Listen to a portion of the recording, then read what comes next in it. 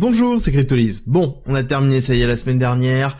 Vraiment la pression baissière, on pourrait espérer une semaine un petit peu mieux, même si on se rapproche quand même de l'application des taxes douanières qu'a déterminé Donald Trump. Ça n'empêche que on est censé avoir le FOMC. Le FOMC, Jérôme Powell, qui est censé annoncer peut-être des choses ou peut-être pas. Alors est-ce qu'on va avoir un changement dans la politique monétaire? Je ne pense pas, mais peut-être que le consensus, ou en tout cas le discours qu'il va avoir, va être différent. Il peut donner, en tout cas, une accélération au marché. Bref, il faut pas avoir trop d'attentes non plus, mais ça empêche qu'on ait une semaine, donc, de haute volatilité. Bon après, c'est vrai qu'on n'a pas forcément attendu ça. Nous, en crypto, on s'ennuie. Dès qu'on s'ennuie, qu'est-ce qui se passe? On se débrouille pour aller chasser les whales qui essaient de shorter le marché. Ici, on a eu un short qui a été ouvert 350 millions de dollars, avec comme target les 68 000 dollars. Et donc, on a eu un certain groupe de whales qui se sont dit, bah tiens, il y a une grosse whale à aller chasser si on allait la chasser. Et donc, ils ont monté une équipe pour essayer de la chasser à travers un gros long. Sauf que, bah, la whale est toujours là, et que si vous regardez, c'est plus 350, c'est 429 millions de dollars de position.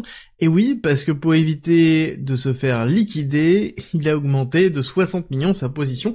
C'est pas rien, donc ça montre qu'il y a quand même beaucoup de poches. Il est actuellement à 3,8 millions de PNL, mais le problème c'est qu'il peut pas les encaisser. Si jamais il clôture ici sa position, en fait son PNL, donc son profit non réalisé, ne sera pas récupéré, étant donné qu'on aura une réaction haussière forcément, parce que quand on clôture un short, ça sous-entend qu'on achète, et donc on a ici un mouvement qui sera inversé et qui repartira donc contre un short, donc cannibalisera une partie, voire la totalité, voire même plus, de profits qu'il a actuellement. Tout ça pour vous dire que ça n'arrête pas et on essaie de trouver des moyens de pouvoir liquider cette personne-là au fur et à mesure, et ça a été l'activité du week-end. Alors est-ce qu'il y a eu que ça? Non, je ne pense pas. On a eu Jim Cramer, qui est toujours là pour nous dire que le marché, notamment le marché crypto, doit abandonner des gains avant de pouvoir repartir. Ce qui est intéressant, c'est que systématiquement, quand Jim Cramer dit quelque chose, il y a 80% ou 90% de chances, je crois, des statistiques qui ont été faites, que ça se passe inversement à ses propos. Donc ça veut dire qu'on devrait avoir une réaction haussière de notre côté. Néanmoins, on est quand même encore loin de ça, parce que le créateur de Melania et de Libra, deux mêmes coins qui sont très mal passés, a lancé Wolf of Wall Street, le même coin qui s'est crashé 99%. Et oui, je parle bien de la personne dont je vous avais montré sa tête, qui avait fait une interview disant qu'il détenait 100 millions de dollars de Libra et qu'il cherchait un moyen de montrer que c'était pas sa faute et qu'il ne s'était rien passé. Néanmoins, ce qui est clair, c'est que il continue ses opérations et en l'occurrence ses adresses continuent à récupérer des fonds, que ce soit sur de nouveaux memecoins, alors que la mise en place de Libra n'est pas terminée et que Hayden Davis, donc cette même personne, a récupéré à nouveau 40 millions de dollars de cash du token Wolf, donc de Wolf of Wall Street, qui a été lancé et qui s'est écroulé de 99%. Et à savoir qu'il a été mis sur la liste rouge d'Interpol. Donc il commence à être recherché mondialement, c'est pas pour rien, et pourtant il continue ces activités-là. C'est pour vous montrer à quel point, des fois, il y a des questions à se poser sur ce qui tourne pas rond. À savoir que même des géants comme le fondateur de Terra Luna, qui avait les poches bien pleines de plusieurs milliards de dollars, s'est retrouvé arrêté quelques mois, quelques années après avoir fui. D'accord? Donc ça montre à quel point ça ne sert à rien, en tout cas sur ce type de problématique, surtout quand on a un pays comme l'Argentine qui a été grandement touché et que ça a fait un scandale mondial. Bon, en attendant, nous, ce qui va nous intéresser, ça va être un petit peu ce qui se passe au niveau des USA, pas que sur la macroéconomie, mais aussi sur la crypto. On a pas mal de bonnes nouvelles. La loi sur la taxation qui a été enfin abrogée, elle avait été abrogée par le Trésor, maintenant c'est le Sénat qui a bien validé ça, donc ça veut dire que la finance décentralisée ne rentre plus dans les revenus déclaratifs habituels, donc ce n'est plus considéré comme étant un broker classique, c'est-à-dire un exchange classique. Ça sous-entend qu'on avance dans la bonne direction, surtout au niveau de la finance décentralisée, mais ce que l'on attend avant tout, ça va être vraiment la réglementation autour de la crypto. Il y a un petit rappel qui est effectué. Quand même, depuis février, on a vraiment des bonnes nouvelles. 10 février, il n'y a plus de case contre Binance. Ensuite, ça a été justement le retrait de ce broker-dealer à pile, donc qui était la notion de la finance décentralisée. On va avoir Coinbase, plus de procès, Robinhood, plus de procès, Uniswap, plus de procès, Consensus, plus de procès. Donc globalement, le mois de février a été plutôt positif en termes de nouvelles sur la réglementation, mais c'est plutôt l'arrêt des procès qui est intéressant, mais il n'y a pas de réglementation. Et c'est peut-être aussi ce qui est attendu, mais encore une fois, comme on a pu le voir, est-ce qu'on a peut-être trop d'attentes par rapport à ce qui va arriver? On voit à chaque fois qu'on a trop de frustration et trop d'écart entre la réaction du marché sur ce type de nouvelles et globalement ce que l'on attend. Donc, il faut prendre un petit peu de recul par rapport à ça. Oui, c'est ce que l'on attend. Oui, c'est positif sur long terme. Est-ce que ça fera pumper instantanément les cours? A priori, non, on l'a bien vu. Déjà, court terme. En tout cas, ça a fait pumper les cours et les cours de thon. Ça a été le fondateur de Telegram, Pavel Durov, qui est enfin parti de France. A priori, on lui a donné le droit de repartir à Dubaï, sauf qu'on ne sait pas si oui ou non c'est une relocalisation, ou s'il y a une nouvelle juridiction, ou si les charges sont toujours contre lui. A priori, les charges sont toujours bien là, mais je pense qu'il y a eu de la négociation, et on sait très bien que Telegram est capable de pouvoir fournir énormément de données sur ses utilisateurs, même si elle est considérée comme étant cryptée, même si elle est considérée comme étant protégée et anonyme. Ça n'empêche qu'on a bien vu depuis son arrestation qu'il n'y a pas de choses qui avaient changé, et je pense que ça explique le départ à Dubaï et le fait qu'il y ait une forme de laxisme sur le cas Durov par la France.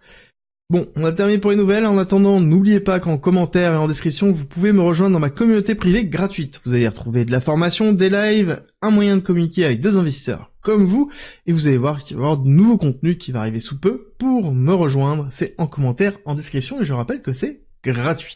En attendant, on va forcément regarder le Nasdaq, on va forcément regarder le S&P 500, on est quand même très tourné sur la macroéconomie.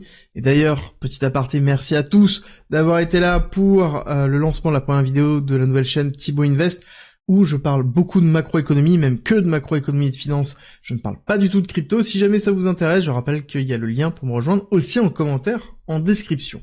Alors pourquoi on va regarder le Nasdaq? Pourquoi on va regarder le S&P 500? Parce qu'on a le FOMC.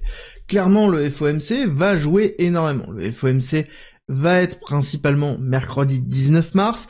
Alors ça va pas être tant la décision, parce que je pense qu'on sera à 4,50, allez, peut-être 4,25, mais encore, je suis même pas sûr que c'est ce qui va être le plus important.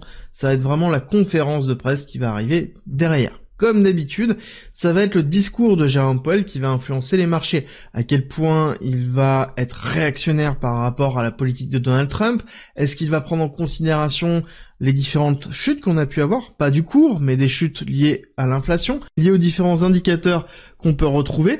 Parce que oui, il y a eu du bon au niveau de l'économie américaine. Alors est-ce que c'est lié à Trump? Pas forcément, mais ça n'empêche qu'il y a eu du bon. Et donc, en effet, ce que l'on attend, est-ce que le marché attend une forme de relâchement de la Fed sur les taux d'intérêt? C'est quelque chose qui est très attendu, ça permettrait d'avoir un petit peu plus de facilité de liquidité pour l'ensemble des sociétés, à savoir que là, on a le marché traditionnel qui réagit sur l'incertitude du marché actuel. Forcément, quand on a un président qui du jour au lendemain dit bah tiens, aujourd'hui ça va être 50% de tarif pour toi, et puis toi ça va être 100%, et qui 2 jours après, ou même le lendemain, ou même la minute d'après, dit bon en fait non, on va redescendre à 50%. Bref, cette incertitude rend compliqué le financement et la perspective d'évolution des sociétés. C'est ce qu'on est en train de voir comme pricing au niveau du Nasdaq, du S&P 500 et du marché traditionnel. Et clairement, c'est ce qui drive le marché crypto. Je vous en ai déjà parlé, il n'y a pas que les taxes douanières, il y a aussi Jérôme Powell, et Jérôme Powell, c'est au micro. Nous avons le mercredi 19 mars à noter, à 19h30, une conférence à regarder, je pense que ça va être assez fun.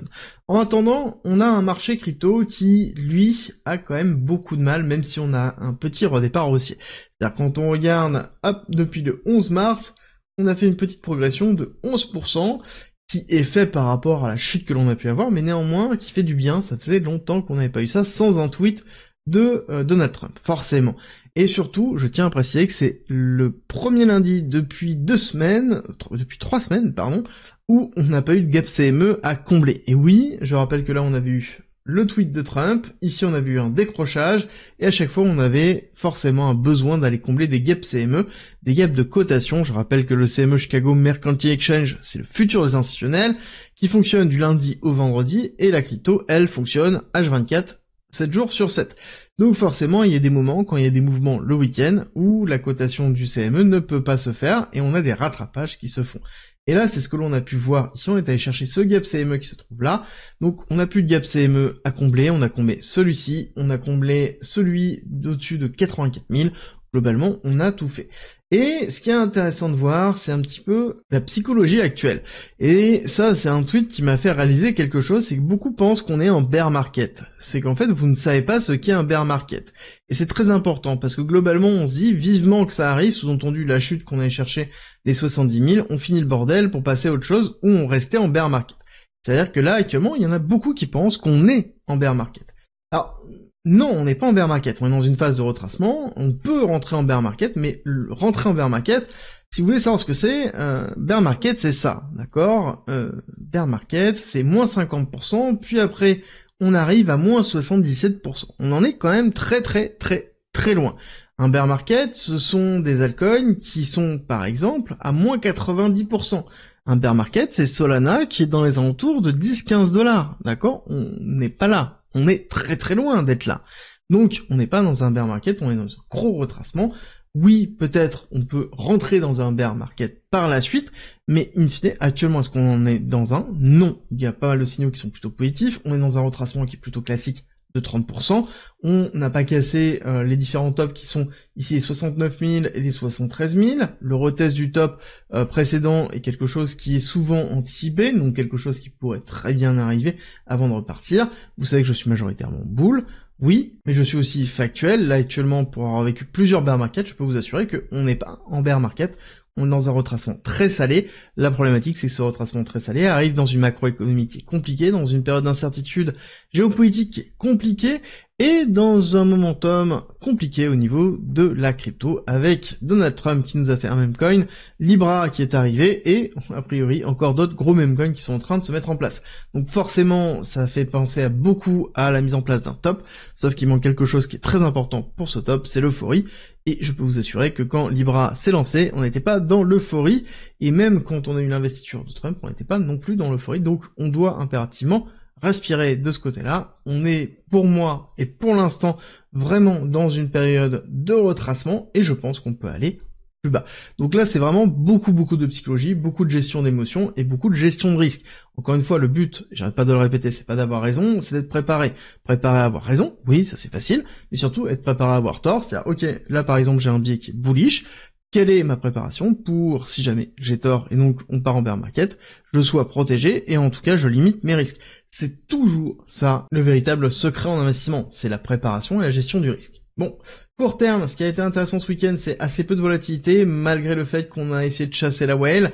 On voit que ça n'a pas fonctionné, on est en train d'aller retester, pour moi, à minima, ici, les 80 000 $, hein, vraiment, on a pas mal de liquidités qui se trouvent ici. Quand on regarde les liquidités, on voit qu'on a bien un bloc de liquidité à 80 000, un gros bloc au-dessus de 85, maintenant, est-ce qu'on va avoir le momentum nécessaire? Quand je vois le Nasdaq qui commence à s'enfoncer comme ça, on sait très bien que le mouvement qui est effectué avant l'ouverture du marché US a 80% de chance, un peu moins, je crois que c'est 75% maintenant, et 75% de chance de se retourner, donc d'avoir une journée qui est inversée. À savoir que si jamais on commence dans une journée verte, c'est plutôt positif, ça veut dire qu'on risque d'avoir 1, 2, 3 jours un peu plus verts que prévu, et donc ça veut dire une respiration plus forte pour être propice au niveau du BTC pour aller chercher les liquidités qui se trouvent en haut et aller retester de la partie haute. Et oui, parce que si on dézoome un petit peu, on pourrait même considérer que on a la mise en place d'un range, alors c'est encore trop tôt pour pouvoir le déterminer. Partie basse ici, partie haute ici. On a ici des déviations, et on pourrait avoir une déviation beaucoup plus basse, hein, c'est pas un problème. Le range qui serait ici, et donc qui serait tout à fait cohérent. Pour ça, il faudrait avoir un retest ici ou un retest ici pour bien valider la mise en place du range. Ça pourrait être un range dans lequel on reste pendant un certain temps. Encore une fois, c'est une hypothèse parmi d'autres. Pour moi, il n'y a pas d'invalidation de la tendance court terme baissière. Donc il va falloir, pour invalider cette tendance baissière ici, aller chercher ce top-là. Donc aller chercher 93 000. Et oui, c'est haut. Et idéalement, il faudrait chercher 95 000. Sinon, il y a une autre solution, ce serait d'aller faire un plus bas et ensuite d'aller chercher plus haut.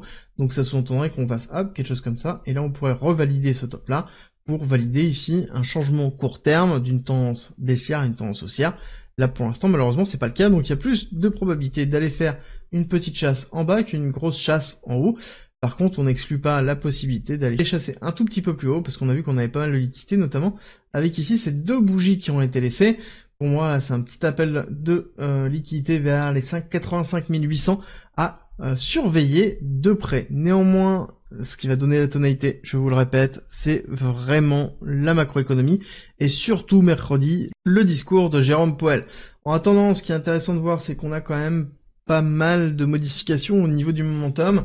On se retrouve avec une petite réaugmentation ici des positions longues alors qu'on a un funding rate qui est en train de s'enfoncer et on a une stabilisation au niveau de l'open interest. Ça veut dire quoi concrètement? Ça sous-entend qu'on est en train de repasser un petit peu, même beaucoup short au niveau du cours. D'accord? Ici on le voit bien sur cette partie d'open interest.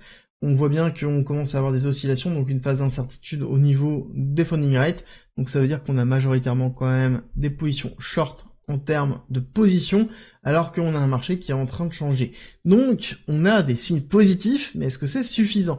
Plus on va avoir de short ici, plus on aura un intérêt à aller chasser de la liquidité au-dessus, mais ça ne veut pas dire qu'on change le momentum. Je pense qu'il va falloir vraiment être patient. Je sais que c'est compliqué parce que c'est une sensation d'inconfort, mais ce n'est pas parce que c'est une sensation d'inconfort que le marché doit vous soulager. Non, c'est deux choses séparées, et je pense que le marché va avoir besoin d'un certain temps pour pouvoir restructurer, et ce n'est pas dit qu'on est terminé, encore une fois, la chasse baissière. On peut très bien avoir une mèche dans les alentours des 70 000 $, voire même un petit peu plus bas. Retester le top, on en a parlé tout à l'heure.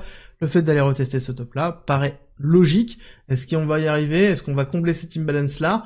Alors que tout le monde l'attend, point qu'il va falloir surveiller, je pense, cette semaine. Dans tous les cas, plus le temps va avancer, plus on va avoir une stabilisation du cours, plus l'émotion va redescendre, et plus on sera capable de refaire un nouveau mouvement, notamment haussier. Ce sera tout pour aujourd'hui, j'espère que cette vidéo vous a plu. Si c'est le cas, n'oubliez pas, likez, partagez et abonnez-vous, et on se retrouve très vite.